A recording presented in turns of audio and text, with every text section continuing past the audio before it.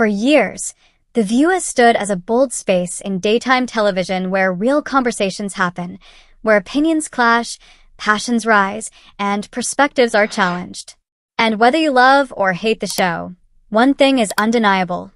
Whoopi Goldberg has cemented herself as a voice of both reason and controversy, offering takes that are often sharper and more reflective than her critics care to admit. Recently, Whoopi summed up a sentiment that perfectly captures the misunderstood dynamic of the show. She said, "People assume that we believe whatever they believe that we believe." It's a mouthful, but what she's really saying is this: assumptions kill dialogue. Too many viewers and critics don't actually listen, they react. That, at its core, is the point of The View.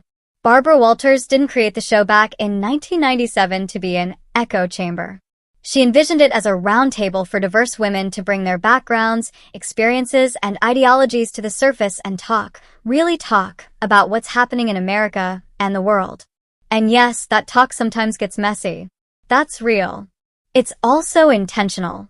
Disagreements aren't a flaw, they're a feature. The audience is supposed to walk away with food for thought, not marching orders. The show's current co-hosts, including Sunny Hostin, Alyssa, Farah Griffin, and of course, Whoopi, are continuing that legacy. They don't always see eye to eye, and that's a good thing. When conversations get tense, they make a point to resolve it, on or off camera.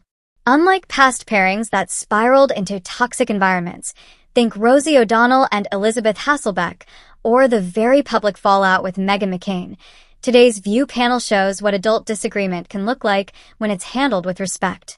What makes Whoopi's presence particularly impactful is her willingness to evolve. She's never pretended to be perfect. She's admitted when she's been wrong. Her suspension over comments about the Holocaust was a moment of reckoning, and instead of hiding, she owned it, apologized, and came back. That takes character. Meanwhile, the online critics shouting from the sidelines rarely show the same level of maturity. Social media has made it easy to fire off insults, label people based on a single quote, and ignore the complexity behind conversations. But The View has never been about soundbites. It's about the whole exchange. Whoopi has also spoken candidly about how the role of moderator has evolved for her. On Who's Talking to Chris Wallace, she acknowledged how the pressure has shifted. "Nobody wants to hear what you were thinking," she said. "They're only saying that's what you said. And that must mean that your whole life is that." It's a reminder of how quick we are to define people by moments instead of the full picture. Still, she shows up every day, ready to lead a conversation most shows wouldn't dare to touch before 10 a.m.